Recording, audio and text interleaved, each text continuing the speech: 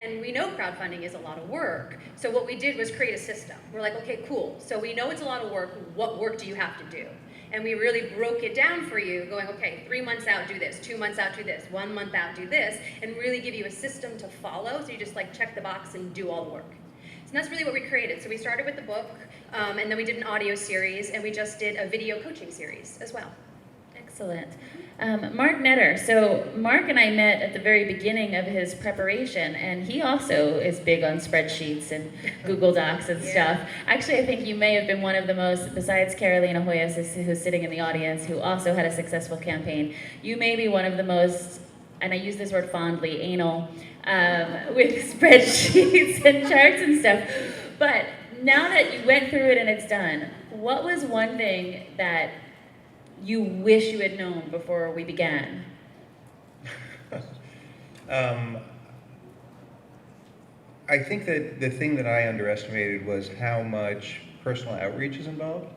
I got somewhat warned, but I literally would, when you get into the campaign, typically what happens is if things go well, I guess, you get big hits at the beginning, and then you're working like, all get out at the end, and you kind of get your big hit there, and you get this kind of lull in the middle. And that's when, like, I'm on Facebook, like, every night, contacting people and messaging and repeating the pitch, and, it's, and finding out ways to do it in a way. My kind of rule of thumb is if somebody I know or somebody I don't know, whoever it is, if they don't want to donate or they don't have the money or whatever, I don't want that to get in the way of a friendship or anything like that. I just want to Really? I would delete them. Yeah. Kidding.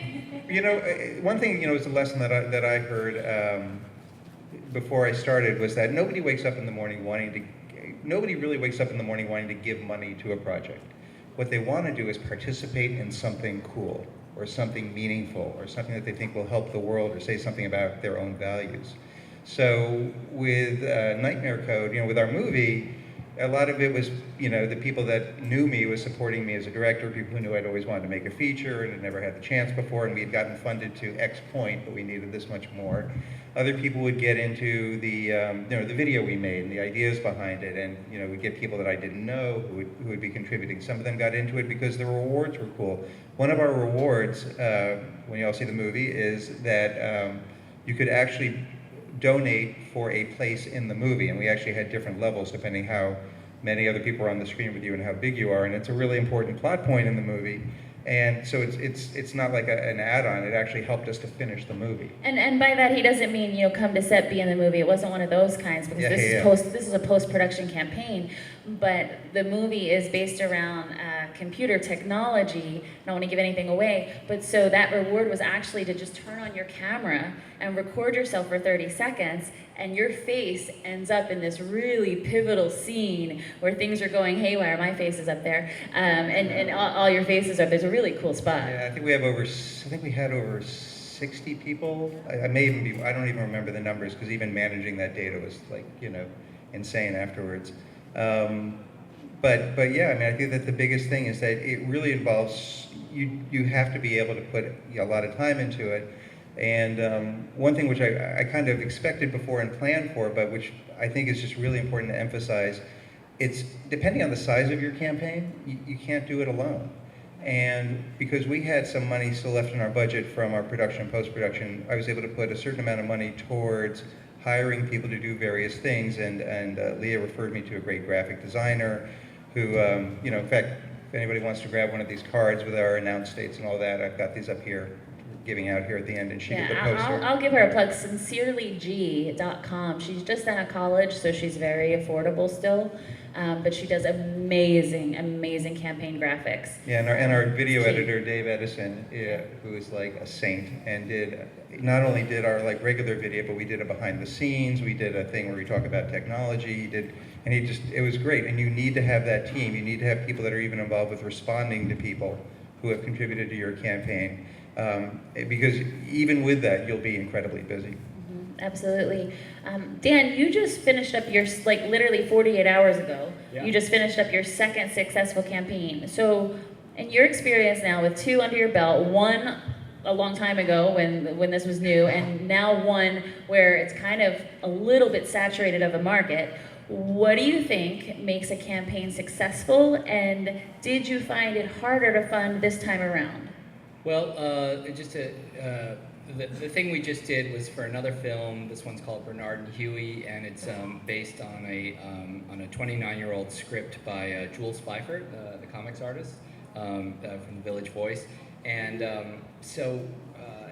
I'll be directing it.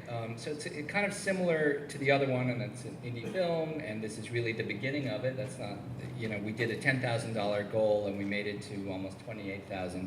But it's really just the seed money for it.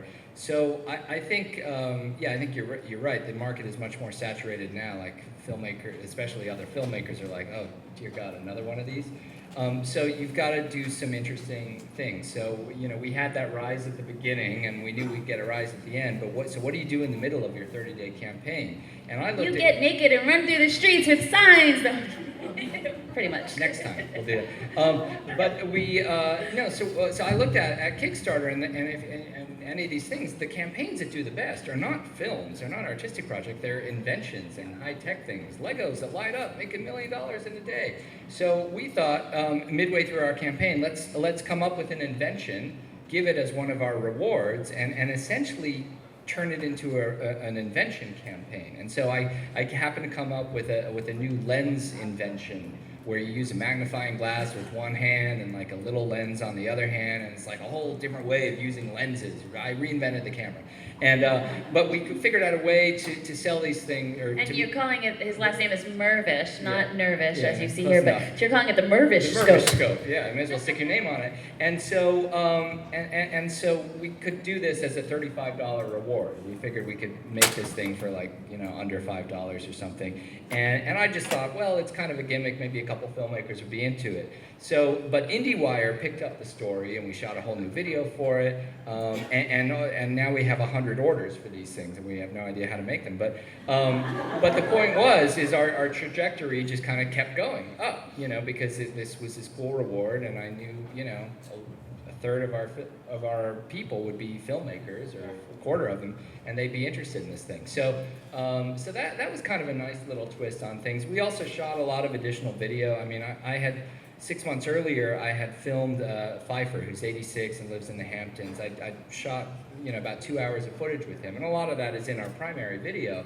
But then there's other parts of the video where he talks about introducing Warren Beatty to Jack Nicholson at an Altman party on the set of McCabe and Mrs. Miller, like weird things and stories about Kubrick, just real great Hollywood name dropping. So we would, as a reward, you would get to see these extra videos, and for anyone interested in film or just name dropping, that was a great thing. We would do little teaser videos of these things. So just anything like that to keep it interesting. I think that's the key thing.